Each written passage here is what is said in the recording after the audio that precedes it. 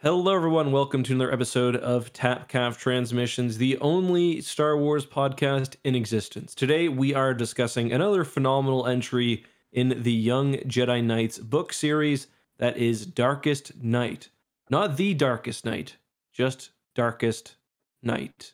Yeah, I've been looking forward to this one for a while because, getting Batman in a Star Wars book, you really look forward to that kind of cameo. And we finally got it. Yeah, my dumbass. I was looking for the picture for my thumbnail or whatever. I searched Darkest Night. I was like, what? Why is this not coming up? And I was like, oh yeah, it's the most generic name ever. Or not generic. It's just not very Star Warsy. Well, it's generic. It's Star Warsy enough, but it's too generic to be findable. It's fine as a title. I don't think Kevin J. Anderson and Rebecca Moista were concerned about Google SEO when they were making this book, which I'd say is probably its biggest failing. Yeah, that's something they should have been on top of in the early 90s. There's not one single top 10 list in this entire book. Well, there was when Jason lists his top 10 weird animals. Top 10 epic ways to make braids with only one arm. Well, that's an Anakin list. That's Anakin, yeah. So to kind of get everyone up to date, if you haven't read the prior books. Well, before we start, is there any Star Wars news you want to talk of first? Well, that's great, because before we get into any of that this week, Justin, I do want to bring up at the top of the show this time that next week's episode, we are going to be having an astrophysicist on the podcast, Dr. Evil Bob the Bob, a good friend of mine from the modding world, who is a practicing astronomer. So we're going to be doing some discussion of science in Star Wars and kind of going over what things would kind of look like if Star Wars were real or if certain situations happened for real. So if you have any questions or topics you'd like us to talk about next week on that show, that'll be next Thursday.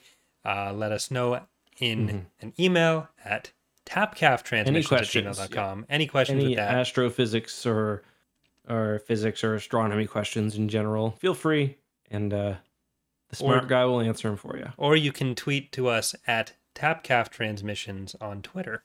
So now you can talk about any news, or if you want to just get right into the book, because I don't think there's really been much news this week. Yeah, the only news I'd say is we had our first Star Wars Squadrons tournament, which was really fun. Our second Star Wars Squadrons tournament, but our first one of the Calrissian Cup. Sorry, you're right. First of the Calrissian Cup. I'd say we did pretty well. We went straight even. So you play 10 matches, 5 matches with 2 games in each match, and we won 5 and we lost 5. Yeah, we went 2-0 twice, 0-2 twice, and then 1-1 once, which I think we kind of established ourselves as solidly middle of the pack there, which for a team of essentially YouTubers and streamers. Yeah, I was pleased with it. Yeah, I was expecting much worse going in, and I feel like next time we'll probably be in even better shape, because I will begrudgingly admit you are definitely our best player, and maybe not now with our new team member. Yeah, but so we can only go up from here. Alex is pretty damn good though too, but yeah. It's going to be interesting. It'll almost be nice to have 2 subs though next week or next month, because we won't have to play the entire 6 hours. I mean, I didn't this time, but I probably still will, and Wasted probably still will, because we don't want to stop our streams. But yeah, that's true. You and Charlie can swap in and out if you really want to. Yeah, we'll figure it out. To be honest, I start to see skill decline after playing a bunch of a game, so it might be good to get a match off or whatever. But we'll figure that out. We'll do lots of practices though, guys, on both X2 and Corey's channel. Corey loses, so if you want to watch that, it should be fun. But other than that, did you see that there was a pretty reasonably sized leak for the High Republic in an official High Republic video? I did not. Okay, well, we won't discuss the specifics during the stream, but yeah, they should have leaked spoilers for overall major plot detail. Yeah, for the who's going to be the real villains and stuff like that. Is it Snoke? No. But yeah, Is it the Stay off Grease? of... Have someone remembered the Grisks? No one remembered the Grisk. All right. Well, I do have one other bit of news, and that's that another one of my pot lights in my basement have shut off, or the light bulb is burnt out. Shut off makes it sound different than it is. But I started off with 12. I'm down to a solid 6, and I don't want to pay the money to replace them. I'm looking for like smart bulbs. So my lighting is terrible right now in the video version of this, and it's only going to get worse until I've decided to drop the $400 that I need to do to spend or to replace all of them, which kind of sucks. God damn. But let's talk about some Young Jedi Knights. So, as a bit of a brief recap for this series, what's this, book 5? I think we might be on book 6. Book 6, okay. Basically, we're in 23 years after the Battle of Yavin, I think, or around that point. It's after there's largely peace between the Empire and the New Republic. And we're following the story of mostly Jason and Jaina Solo, the twin children of Han and Leia. Tenel Ka, who is a Hapan princess, basically, and is now only one-armed. Lobaka, who is Chewbacca's nephew. And those are really the main characters, and they're sort of... how old are they right now? Like 13? Yeah, they're about 13, and this is book 5. So they're about 13, maybe 14. Yeah. Because they're, I think, 16 or 17 by the start of the Yuuzhan Vong War, and that's 25 ABY. So they're coming. Well, they're born in 9 ABY, so they'd be 14.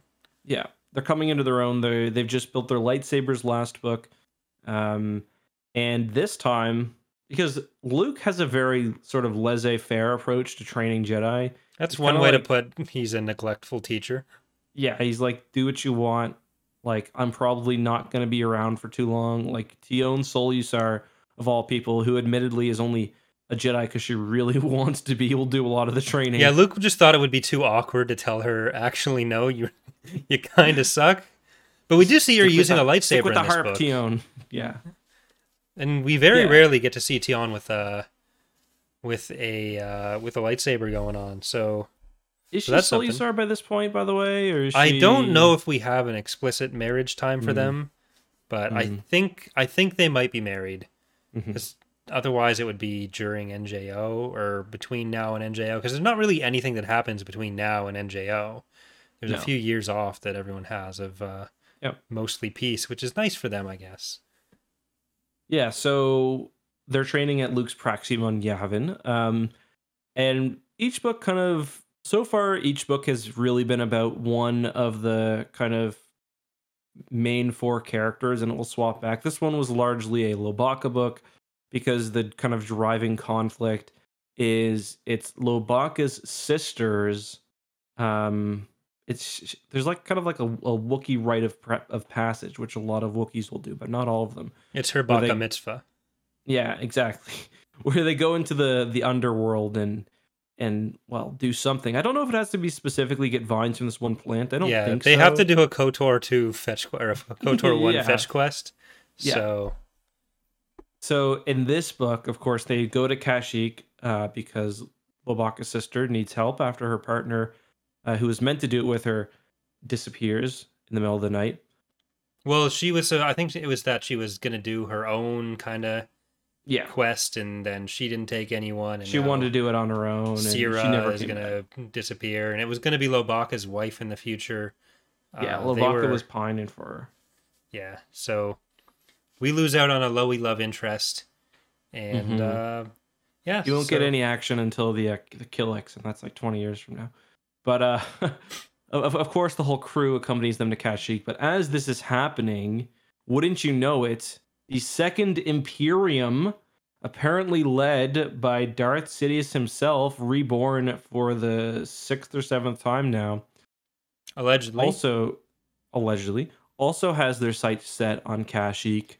And specifically, Kashyyyk's like this big manufacturer of like computers.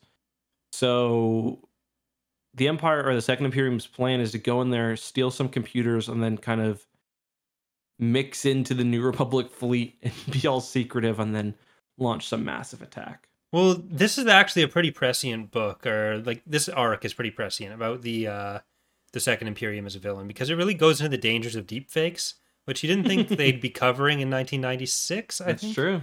That's true. But yeah, so this was 1996, and the Palpatine we have here, spoilers for I think next book. So I'm just gonna jump ahead right now. You're about 25 years late if you haven't read this already. We're almost done the arc, so I think it is next book. So yeah, the Palpatine who is leading the Second Imperium here is actually just a collection of edited videos, essentially, and voice clips used to fake Palpatine. So there's not even a person impersonating Palpatine. It's 4 royal guards that are pressing play on a MacBook in a giant pod. And this is enough to fool Brachus and everyone else involved in the Second Imperium. So there's even part of it where Brachus is like, well, he came back as a clone a few times, so it may as well, like, it's probably him, right? And I enjoyed that. Which, like, to you're be both fair, an idiot, and he's back a lot. So yeah, chances are he was around somewhere. And I can't hold it against Brachus for making that jump there. No, me neither. Yeah, I mean, it makes sense, but it is kind of suspect that, like, the Emperor never shows himself, and he's, like, kind of in this pod, so it's like, oh my god, is he just a decrepit corpse or something? But I mean, they get the royal guards, they get the shuttle and everything, so it is fairly convincing. The strangest part of this book is not that, but the fact that, like, this small Second Imperium, which is like a space station which is run by like some random pilot who they picked up, and well, the Shadow Academy isn't the entire Second Imperium. It's just a big important chunk of it. So they have like a world out there somewhere. Yeah, because they do talk about a fleet, but the idea that it would be a threat to the New Republic at this point is kind of there's some scale issues. It's like, oh, the Second Imperium is so much of a threat that like Kashyyyk is repurposing old ass Y-wings. Yeah, they have to. We didn't have time to build anything new. We have to just recommission all these old things. We only have 4,000 ships right now. So do you like the idea of Palpatine being back as an actual Palpatine, or is this kind of deep-faked Palpatine better?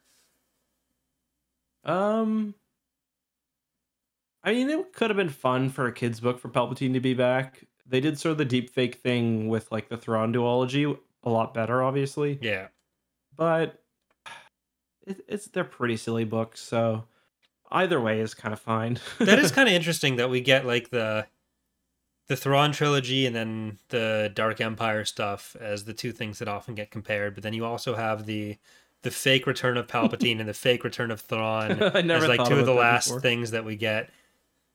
Yeah, and they're within like 5 years as well. Yeah. Just like, so it's all very close together. Yeah. It's like we're smarter than this. It's like poetry, it rhymes. Yeah.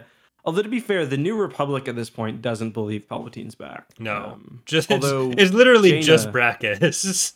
Yeah, it's just Brachus being like an absolute dumbass. But Jaina Zek tells Jaina in this book that he's back, and she's like, "No, he's not, you fucking idiot." Yes, she is. He is. Yeah, like Brachus. So it starts off with the A plot being like Loi's sister and doing all that, and then the B plot is kind of Zek at the Shadow Academy because he was captured last time, and he's been taken in as the darkest knight. Maybe. Or yeah.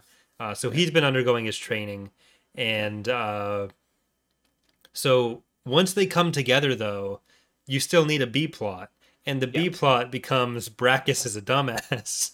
So it's literally just 5 different chapters where Brachus is getting visited by the fake Emperor Palpatine for reasons that are never made clear to anyone. Like, I don't think there's a reason that Palpatine comes to the Shadow Academy. He just shows up, and it's like this pod that's being carried around by 4 royal guards. He doesn't talk to anyone, and Brachus' whole story there is that he's trying to talk to the Emperor, and then Palpatine's just like, "No, I don't." He's like, "I'm vibing in here. Fuck off." It's funny because if you did it from like the Imperial Guard perspective, it could be like an episode of a sitcom or something.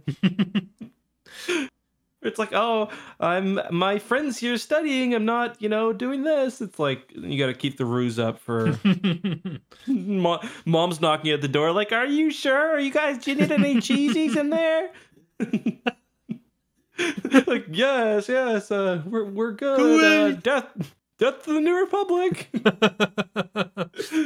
Shit, he's coming. He's coming. Put the robe on. Yeah, this story is probably the dumbest in terms of like the coinky dinks that happen in this story. It's like you expect him to be attacking some like oh, let's attack Kuwait where they're making all this stuff, or like Coruscant. Well, they specifically wanted the computer systems because they already had the hyperdrives to fuel their entire fleet from hijacking one freighter that happened to have Akbar on it, I think. Yeah, it's been so long. They didn't kill Akbar. They space him. Yeah, which is like, imagine if Akbar had died that way. I know, like a cargo ship jacking. Need your ride, Akbar. Grove Street needs your ride. You just get the GTA death screen zooming in on him floating in space. Wasted. Oh man, yeah, that would have been something. I mean, Legends already disrespected Akbar quite a bit. Like, they retcon his love interest away from him, which is fucked. He never gets any family, or he's always described as being very lonely. He has a niece. She dies. He's got his... Yeah. But like, he's frequently described as being very lonely. They fuck with him during the Thrawn campaign. He's got the whole Tower of Winds thing. It's like, man, not a good life for him. And then he's called back into service when he's basically an old fish, just trying to get sad hand jobs from Winter in his wading pool. And I guess he goes out after EBAC 9, which is pretty awesome. Yeah, like, he does some good stuff, but a good part of his plan in the NJO was like, have you considered training people before doing big engagements with them? And CN Saw was like, you fucking genius. We're in business, boys. His technique's like, maybe just trick the Yuuzhan Vong. And they're like, huh. But yeah, poor Akbar. We should do a whole video or a whole discussion still about Akbar's unfortunate life in Legends, because he gets disrespected arguably with his death in canon, but in Legends it's just he dies on a super big flagship in a scene where he wasn't really the main focus. Yeah. So I feel like you still have a lot of room to tell a lot of stories with him. Yeah. And like, plus he probably had a good life. Like, the same thing happened to Leia. It's just she survived. Yeah. And anyway, what were we I can't remember what we were talking about. Well, we were talking about how Brachus is a fucking dumbass. Is there anything else we want to talk about on that? It's just really funny how like everybody who joins the Second Imperium gets a very prominent role very early. Yeah, like they get like the street urchin kid from like Coruscant who's like one of the honor guard for Palpatine. Yeah, like, these people they're all terrible. Coral was gone forever, and just comes back and suddenly he's in charge. In the last book? Yeah, it's been a while. Coral messed with the door. Yeah, right. Or at least when they were on the Shadow Academy, or when they were when they were getting rescued by Luke. But yeah, when we start the book, we get a few scenes of Loie being worried, but then we get to what I'm really concerned about here, which is Jason's animal collection. And yeah, right. I'm well known as a Jason Solo stan for his story in Legends, but I've been keen to point out the antisocial behaviors and antisocial tendencies that he has in the series that kind of foreshadows who he's going to turn into. And we're going to get a lot of that going into NJO, but here we have him showing his animal collection to Jaina with this new animal that he's got in a cage, and he says, "I'm not sure what he eats." Yeah, and he paused briefly. Or don't have him. Yeah, he paused briefly to stuff some food into his mouth.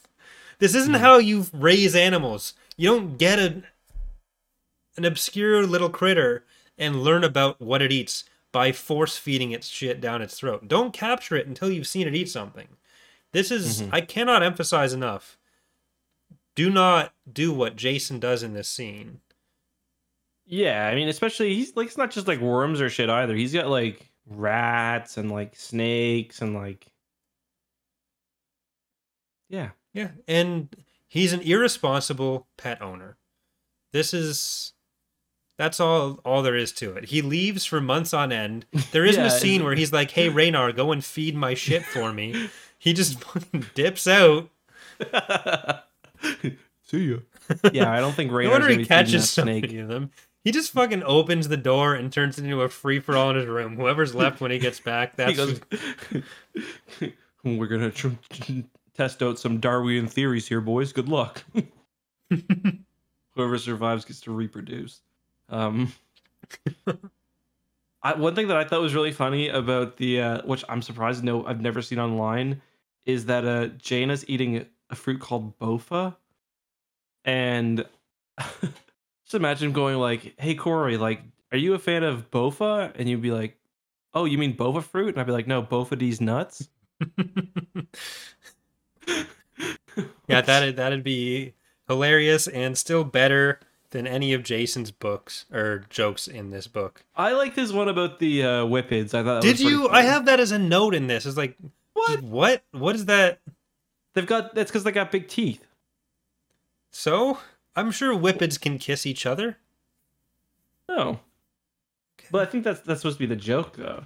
Well, it shouldn't be so unclear. It's racist, but it's real, like actually really racist, but... Yeah. Yeah, so Jason Solo, not a good person. Jason Solo cracking, like, just a super, super racist joke in, like, a galactic community, and everyone's just like... Wow, Jason, that's fucked. Chief of State's son makes racist comment. Isn't there a whipped Jedi at this point too, or like soon? Well, Kakruk is in the galaxy somewhere. He's still alive, yeah. He hasn't joined the academy yet, as far as we know. Yeah. But we do spend a lot. One of the things that I really liked about this book is that we do spend a lot of time on Kashyyyk, so we get to see a good idea of like how they function.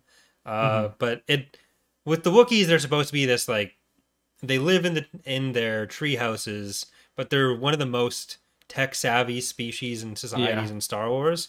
But at the same time, when they're eating dinner, the way that their house is lit is with little basically fireflies in a mesh cage, and it's like you'd think that they'd have light bulbs or something. And it's like you also got to decide, because the book shows Chewbacca, the movies show Chewbacca as intelligent, but also somewhat animalistic. Yeah. Like, he can't control his anger. He can't help himself but try to eat that rotting carcass he finds on a branch. So, like, yeah. What did you think of, because this Kashyyyk is different than KOTOR Kashyyyk, and it's also different than, it's also pretty different, I would say, than Kashyyyk in the Thrawn trilogy, where that kind of has the treehouse vibe, but this is more like, there are like literal cities as well. Well, I think it's pretty consistent. Like it's the treehouse cities where they're all just interconnected, and it's all the branches, and you go on the walkways. I don't think it's that different. It's fair enough. We do get a bit more of a connection between like the overworld and the underworld, where they fall like 10 feet and then they're in the underworld. But yeah, that's like I was still kind of pissed about how Kashyyyk was portrayed in Revenge of the Sith. I thought it was a waste. So you wanted to get the actual fighting farther away from the beachhead? Yeah, just like, I don't know, or have it not be Kashyyyk, because it's like, oh, this is Kashyyyk. It's kind of just a big beach with some like big trees, but not like skyscraper trees. Yeah, that's fair enough. We do get some Wookiees in. So Lobaka and Sira's parents work at the computer factory thing. I don't think they ever say explicitly what they're making, do they? I've forgotten if they have. Oh, not what the parents specifically are making, but they're like, this factory makes, I think they say like hyperdrive computers, and like it does list what they make, and then it also adds some other things as well. And the Shadow Academy wants these things, so they organize a raid on it. It's the factory that Loey and Sierra's parents work at.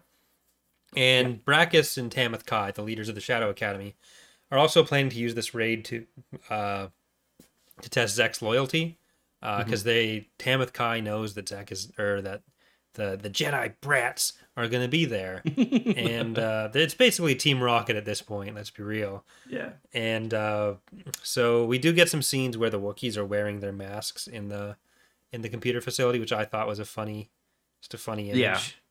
Well, they also have like a hairnet on too. Was like Kashyyyk as a like high tech making computer stuff society? Was that something that the holiday special actually took from like Chewie being like repairing 3PO and all that, and they turned it into that? I feel like that the whole... Well, that was before Chewie repaired 3PO though, because it came out after A New Hope. Yeah, but since he was always doing like the hyperdrive stuff, like was that something that was established with Chewie's family in holiday special? So I think it might have been. Oh, you mean it could have been. And then that's what got extrapolated into. Then how come Luke didn't wear as much eyeliner in the movies? That's a good point. You got me. How come there were no songs? How come it wasn't Leia singing Yub Nub at the end of Return of the Jedi? She was busy getting her hair braided by Anakin. Oh yeah, fair enough. I do like I'm pretty sure that like Kelsey, my wife, a person who has had two hands her entire life, could braid her hair with one hand. Like it's not like a puzzle. It's just like just do it with one hand. So you're saying that at the end of that video that Anakin sent, Tenel Kasha just turned to Jason and Jane and be like, "Your brother's an idiot." This kid is dumb. Like, yeah, you Solos and Skywalkers are the worst. Like, yeah, you think everything's about you. Yeah, his technique is like, okay, I've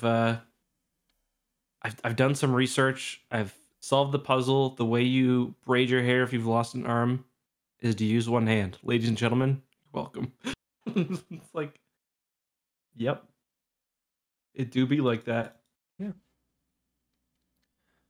Well, in the assault, Jaina and so they kind of pair off with Jaina and Zek, where they're dealing with each other. But at one point, there's a one of the Night Sisters just falls. Was it Vonda Raw that fall? Or no, it was Garrowin. Yeah, and they act like smashes her head on the tree on the way down. And Jaina is like keeps replaying the scene in her mind, still not quite able to believe what had happened. She saw the Night Sister falling. So I think this is supposed to be the first time they've seen anyone die. I think. Yeah, I was trying to think too whether they killed anybody else, but well, they absolutely did. They took part in massacring an entire nest of those bugs. Was that in Lightsabers? No. Oh yeah. Yeah, no, I think that was in Lightsabers, and they don't seem to care about that, even though they're sentient. Like, yes, they were attacking them, but so were these Night Sisters. And no, like they just thought they thought that was fun. So again, I will very antisocial tendencies from them. Yeah, the whole duel with Garrowin was really funny. Like it was pretty much like comedy. Like she's slipping on the floor, she's running out, she's throwing wrenches at them and stuff, and she literally runs out by like she's sliding on the floor and grabs the door like corner and spins around. Yeah. And I just thought that was really funny. There's a lot of like comedic fight tropes that happen in this book where when the Shadow Academy people are in the control room and the Wookiees are trying to get in, their solution to this is like, if we open the door, they're all just going to trip over each other. Yeah. And they basically massacre a bunch of Wookiees that way. Yeah. They're all just knocked out. A little dark no, they definitely killed them. They killed some. Some were alive. I'm not sure if it was the pile that were dead. There were some that were killed. The Second Imperium was also like bombing residential. Yeah. Like that is pretty dark. And Jason also straight up kills a few TIE pilots as well. Yeah, like they blow up some stuff with the turbo laser towers. But actually, when they're just like Star Wars always does though, like even in Rebels, it's like you can't kill. First of all, the hardest person to kill is an Imperial officer without a helmet on because it's like clearly a human. And then it's also the show usually doesn't kill stormtroopers. Sometimes it does. Often they'll be thrown off a ledge. You won't see the death. Yeah, Callus kicks one off when they're hanging on, and he makes a comment. Yeah, that part was weird. That was because that's when he's still bad. He's like hanging onto his he's like, get off me, simp, and he kicks him, and he. Or maybe that's just how he was like doing his part for the rebellion. Maybe he was already Fulcrum. It's possible. And then the easiest way and the no consequence way to kill someone in Star Wars is to shoot them while they're flying a TIE fighter. Yeah. Because like even when he's still in his formative years, it's like in Rebels that happens all the time. Yeah. It's perfectly fine to do that. Yeah. But they do get some practice earlier when they're just kind of chilling on Kashyyyk with running the Sims. Yeah, they were playing Star Wars Squadrons. And I did have it because we were originally going to do this book in late October, I think. Yeah. So I read it then, but then we ended up taking our time off. And I was rereading it now, so I still have all my notes from that time, and I had some stuff about that. But like our graphics now are much better than their graphics in the future. Like Star Wars computer tech is terrible. I still think one of my favorite simulator scenes is that one from Alphabet Squadron where they're doing the attack on the second Death Star, and one of them, I can't remember who it is, basically breaks it by getting too many TIE fighters involved, and it's like, the simulator can't simulate this many ships. Yeah. So it's like they give the fighters shit AI. Yeah. Yeah. Oh, Alphabet Squadron. We only got 2 months before we're gonna. I know. I didn't realize the third was coming out in. I think it's like March 2nd or something. It's pretty crazy. Early. Not even 2 months, a month and a half. Gotta get an early copy of that. That's my dream. I will put in a good word, and I think I'm also going to do a re-listen of the first two. I think. Yeah, I was thinking about rereading the other ones, but they're so long. Like I love them, but they're very long books. They are long, and I'm still trying to work my way through the End Stages Legends reread. So I've got like 4 NJO books left, and I've got to do. Are you moving right onto Legacy? Yeah, well, no, I'm gonna do Dark Nest. More? Dark Nest, yeah. So I'm gonna do Dark Nest and Legacy. Then I'm gonna do the Crucible and Cross Current and Riptide. Then I'm gonna do Fate of the Jedi, and like I'm gonna read it all chronologically. Millennium Falcon, Crucible, all that stuff. Right. I got through Crucible during my last big read through, and I just didn't finish it because it's so weird at the end. It's like Han gets force powers for a bit. Yeah. Like it's really weird. Because there's the 2 big-brained aliens in it. Remember? But yeah, I think I'm coming up on the parts with squibs in them, which is I'm coming up on the parts of Legends with all the squibs following the solos around, and that's kind of the best part of everything. So yeah, we get lots of squib action. Yeah. They're pretty big in. I think they're even in they're all the way through Fate of the Jedi too, aren't they? Yeah, I think they show up as early as Dark Nest, or is it? I think so. Oh yeah, no, they totally do. Because remember that scene where they're like, the bugs got on the, they get on the. I think it's the Admiral Akbar. Like they're hidden in like the, statues or whatever. Remember that? I'm pretty sure that the squibs are the ones who sell the good guys the statues. Yeah. Also, I remember a scene from that where Han and Luke, I think, are captured by the Dark Nest, and they reason with them by saying, we're so famous that your best use of us is having us sign all this memorabilia. And that keeps them alive for a while, because like the hive mind's like, that is pretty epic. We could sell that for lots of credits. How Han and Luke started simp culture in Star Wars. It's like, listen, if you let me take a bath with Luke, you can sell that bath water for crazy prices. All right. Thank you for the video idea for next week. I'm definitely going to cover that. It is kind of funny because you don't often get like recognition of just how famous Han and Luke would be. Well, that's actually something I wanted to talk about with this book, where Han shows up to get to drop Chewie off, and he's talking about how Leia's off on some missions in the Outer Rim, so he's got to keep a low profile. And this is like the least secret thing that Han and Leia have ever done, but it's one of the only times Han has ever bothered going in disguise himself or for the Falcon. Like they do some like fake transponder codes, and I think he paints the Falcon black in NJO for a while. Yeah. But like other than that, there's a few other points where you'd think that they want to lay low with the Falcon, and it doesn't really do much about it. There's one in Tatooine Ghost where Leia dresses up as him and Leia dress up as Twi'leks. Yeah. Which is funny.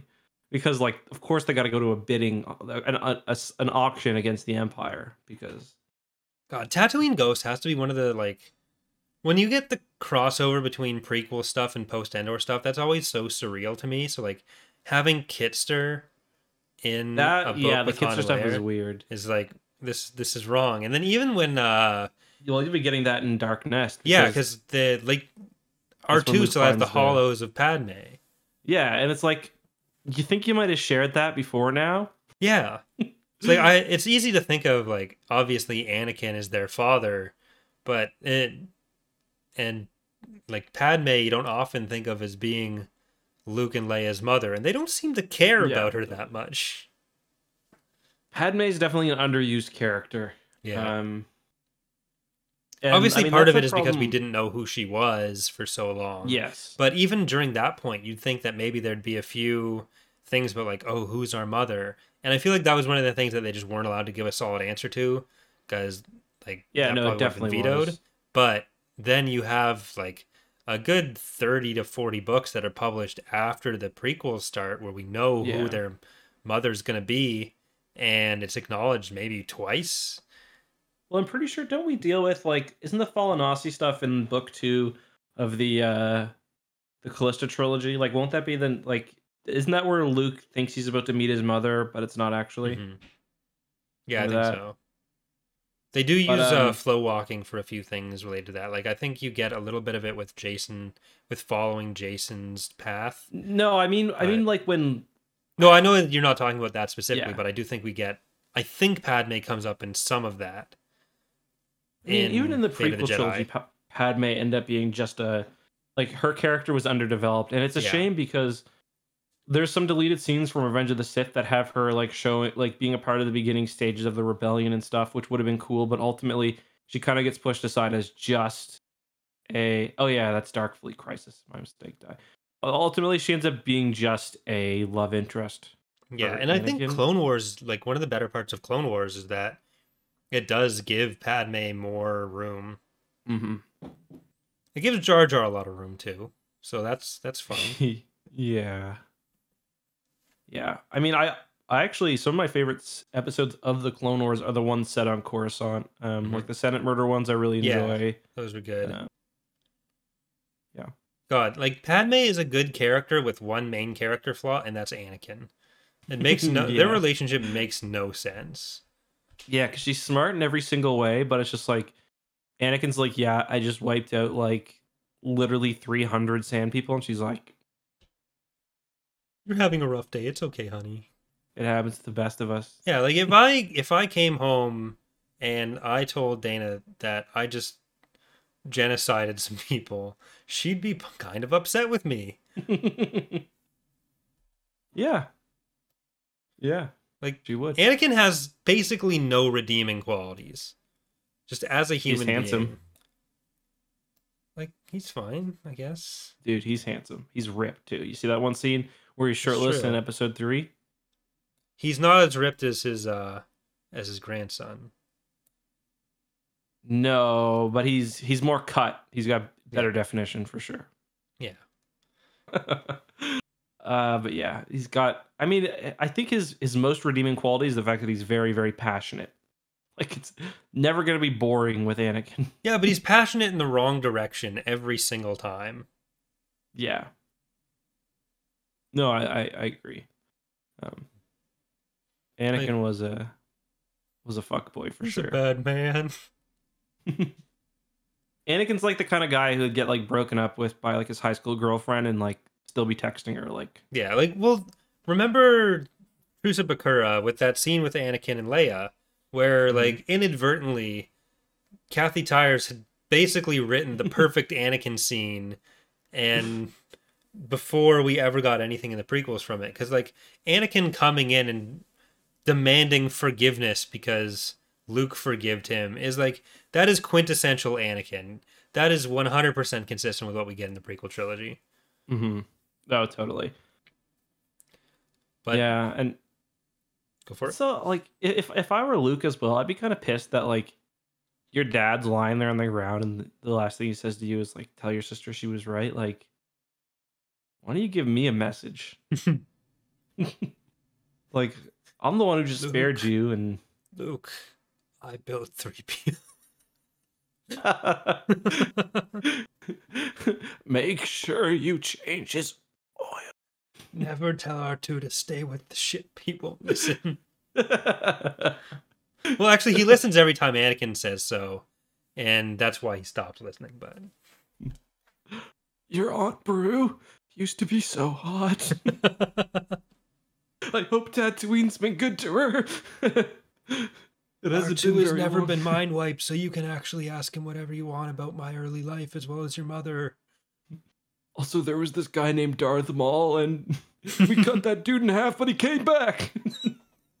Motherfucker came back. Obi-Wan aged really poorly. Yes. Stay off Tatooine. It'll make you look like shit. Yoda's kind of epic with a lightsaber. and he knows Chewbacca.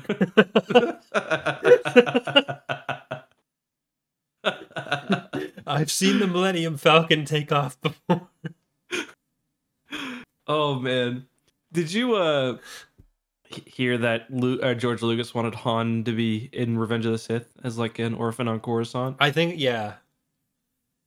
Oh, glad we didn't get that. This dude had no self-restraint at all. Like no self-restraint.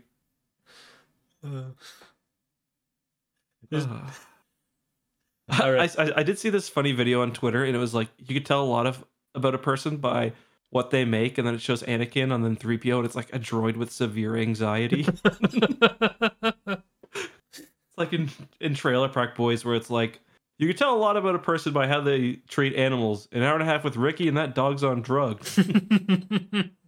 Well, we actually get a scene in this book where they go for the tour of the factory where Chewie got the parts to make MTD, and he finally becomes interested in the tour at that point. It's like, he says he was surprised that it was entertaining. Like, it seems like it would be right up MTD. It was basically just knock off 3PO's alley. So I don't know what he was expecting. Yeah, I mean, it's a droid factory. That's like, yeah. For a human, that'd be like going on a porn shoot? It'd be like going to it'd be like going to like the house that your parents used to live in, and your dad would be like, "This is where your mother and I conceived you." I don't think my parents ever used that phrasing for pointing out their old houses. Well, to be fair, my first house was like the house I grew up in was the house I was probably conceived in. What? Yeah. Did you live in like the middle of nowhere? No, that was our second house. Oh, okay. No, that makes it sound like we had two sound. Like I grew up initially for the first 9 years in a house in Chippewa, which is like a village outside Niagara Falls, which is also where James Cameron's from. Without the wax museums. Yeah. Well, one of my family members used to own the wax museum. My dad's side. So. My parents told me that I was conceived in Niagara Falls. Wow, so we're hometown buddies. I think that means we're probably related somehow. Like some of the air got in. Like, I don't know. It's just like what? I think that's why. Yeah. How do you think this works? Probably. I haven't figured it out. Look, I've got two kids. I know a lot of people from Niagara Falls, and I don't like a lot of them. So, I don't know if that theory checks out. Interesting. But do you have any further thoughts on the book that we stopped talking about 15 minutes ago? it was a good avenue to, I'd say, more fun conversations. It was a good book. I mean, all these books are really fun. Like, I'm sure you read this in like an hour. I read this in like an hour and a half. I think pretty short book. Well, an hour would have been more time than I think I spent a good 25 minutes reading this book. Just crushing her. Well, it's one page per percent, and I think one Kindle page as well, which is nothing, which is like a 1/3 of a page. Yeah. So but for some reason I think it was saying it was like page 166 because the Kindle version that I have. I do have real physical copies of some of them over there. That I have. I mean, it's like a kind of a weird scan. It's a bit of a puzzle because it was clearly a scan of like a physical copy that tried to complete the words just based on what it recognized, and it was like, so sometimes it'll think an O is a B, and it's like, it really struggles with the Wookiee names. There's a very prominent character in the version we were reading called Ali, who shows up every time someone says "ah." Yeah, Ali. Yeah. It's the adventures of Jaina Jason, Tenelka Lobaka, and their friend Ali. I'm gonna go make a. Can somebody go make a Wikipedia page on Ali? There are some other funny ones. Like, I was reading it at first, and I was like, okay, this one's not that bad. And then I just got to the end of the first page, and it was just a fucking disaster. Like, yeah. Oh man, Ali though. Yeah, that's. I thought Ali was Loey. I just saw it, and I was like, okay, whatever. No, it's and then the tour droid turns into an orderly droid. Yeah. Hold on, I got my book in front of me. I'm just gonna see if I can find some examples. Because it is really funny. There's one of the best parts about that whole thing is that sometimes you'll just get the book title thrown into the middle of the page because it will like scan in the book title and the page number from the top right. So you'll just have like Darkest Night randomly thrown into a sentence, or lightsabers in the last one, and it turned into it adds a lot to it. Yeah. It's and there's no paragraph breaks, and like, well, there's paragraph breaks, but there's no chapter breaks. Well, the paragraph breaks are in really weird places because none of them are actually where the paragraph breaks would be. They're often in the middle of a conversation. Yeah, and it's like, also sometimes it'll just be a new paragraph, but like it'll be a major change in location. Yeah. Like, which usually you'd have some sort of like page break or something, but yeah, I think I have a physical copy of the next one, Jedi Under Siege. So yeah, these are ones that I actually had as a kid. These are all at my parents' house in shit condition. It's got like some old bookshelf that hasn't been touched since like 1997, probably. Well, no. Soon Gus can start reading them. Like together, not together, together, because the I and the T and the O look like an I and a B, so it's together. Together. That's a Star Wars name, right? That'd be a decent way to make up names for people. Just like read through this book. Like, this is trying to say away, but it said AWA30, so that could be like a droid. AWA30, get over here. Like, sure. So do you have any final thought? I guess that kind of was our final thoughts there, but do you want to try to rank them, or rank where this kind of falls in the 5 we've read so far? We probably won't do like a granular rating here because it has been so long since we read the other ones, but just where you think this would generally fall. I like the character stuff, but I think generally this might have been lower just because it was so ridiculous. I liked going to Kashyyyk though. Yeah. But it was a bit on the sillier side even for these books. So yeah, like I feel pretty safe saying that of the 5 we've done so far, this is probably my least favorite. But it's also the one that I had to read twice. The other one, like the fact that I read it a second time so close to the first time I read it, might be impacting my opinion there. But I feel like even the first time I was kind of down on it. Not that I didn't like it, but compared to the previous ones. I remember that somebody got what's her name, Vana, I think, or Vonda, got eaten by a plant. Doesn't like a lemur rar get almost eaten by a plant? I don't remember. Like, hold on. Are you going to Wikipedia and look for the like eaten by a plant section? Yeah. Well, I'm looking Control at like F physical plant. appearance because I'm pretty. Is that where she loses her arm? Alemma goes Yeah. through Here we go. so much. The Poor Twilight's Alemma. worst mutilation came when she was almost bitten in half by a Tanupian spider sloth. So not a plant, but A sloth. How do you get almost bitten in half by a spider sloth? sloth. I remember the scene. It's pretty epic. Tanupian. I can't find it. God. Ali Marar was just like one of those characters who just got fucking forced into every single book, and it drove me crazy for a while. She goes through way too much. Like, yes, just kill her at some point and let her not suffer anymore. Yeah, it's like I knew in Legacy of the Force, if I saw Troy Denning, fucking Ali Marar is gonna be shoved in there. It just, ugh. Well, we did get an email on the topic of Young Jedi Knight's Darkest Night from Joel, who asked, do you think the Young Jedi Knights and maybe even Jedi Academy trilogy would make a good template for post-9 stories involving Rey, Finn, and their Jedi Academy? Short stories with low stakes, maybe a few First Order remnants, but overall a nice slice-of-life adventure of the week type story. I mean, I do love slice of life adventure of the week stories. I think we were banned from saying slice of life on this podcast anymore, but yeah, I do like the idea of having that kind of format. Like I'm on record as not being a huge fan of the Jedi Academy trilogy, but a trilogy about a Jedi Academy in new canon, I wouldn't mind in principle. Like I really like these books. So especially as like young reader stuff, getting them in that way, I think that's something that I would hope we see again. That kind of is what they're doing though with the High Republic in some ways. Like the young adult side story right now that we have is about Yoda with his little buddies and little group. But yeah.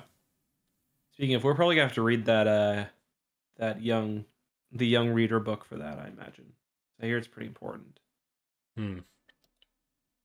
Well, we're gonna be out of Young Jedi Knights eventually to slot in between other book podcasts, so we'll have to. That'll be a long time, aren't there? Because this is like only the first arc. I think we got Diversity Alliance now. Yeah, there's 8 more books to do, so we do need to start going to the full length novels again, though.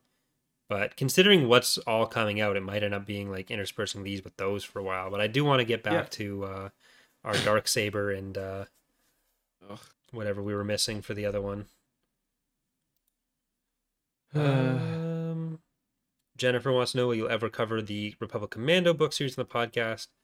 So generally you can assume that eventually, as long as one of us doesn't die, we'll probably get to it. Or if we don't get bored of the podcast, we'll probably get to everything at some point. There's nothing that we're planning to exclude per se. It's probably the better way to put that, where we don't know exactly where we're going to go with everything, but we want to cover as much as we can. So especially with any novels, they're usually a good chance that we're going to do that. Any Legends novel is on our eventually list. Like I can't think of a single one that's not. That includes like Jedi Prince shit. Like we're getting there. Mm-hmm. Yeah, like even the ones that we don't necessarily enjoy as much tend to have some good comedic value because they're very 90s, which is always fun. But like I think the way we're probably going to end up doing it is like we have the main novel episodes, and then we have every other week we have like a topical thing. But when we don't have those topics, we'll do one of these kind of shorter children's books or a comic book or something, because they're quick reads for us. Reading a novel every week would be a lot on top of everything else we do, but we do want to make sure we have the podcast weekly, so that gives us some time to do other stuff. But I think those are the only emails that are like either directly related to the book or not related to something else we're going to be talking about soon. Because there were a few more High Republic questions, but we're probably going to have more High Republic stuff coming up. We did do an episode 2 weeks ago where we did just a straight Q&A. We might do that again at some point. Not all, but a lot. Yeah. But yeah, I don't think we need to make this one longer than it has to be. So thanks everyone for tuning in. Again, just a reminder, next week we will have a real life scientist and astrophysicist on the podcast. It'll be very cool. So if you have any questions that we're too stupid to answer, which I know is a broad topic, let's keep it related only to physics, astrophysics, the associated material. Feel free to send that into Tapcaf transmissions or at gmail.com. I'm sure we'll also probably be reading the comments for that one too. Then after that, I guess we don't really have an episode planned, do we? We don't have anything specifically planned for after that. We could mark that as being book 2 of the Callista trilogy. We could. Yeah, it might be time. Because we've had some time away from Children of the Jedi. So I think we do need to get back on that train. Okay. It's time for Darksaber. Darksaber, we will slot that in tentatively for the 4th. So that'll be a good birthday present for us is Darksaber. Or no, that's February. Never mind. I skipped February went straight to March. Fair enough. All right, guys, until next time, thanks for watching. Be safe. And from all of us here at Tapcaf Transmissions, goodbye. Keep your winters in your Akbars. Ooh, I like that.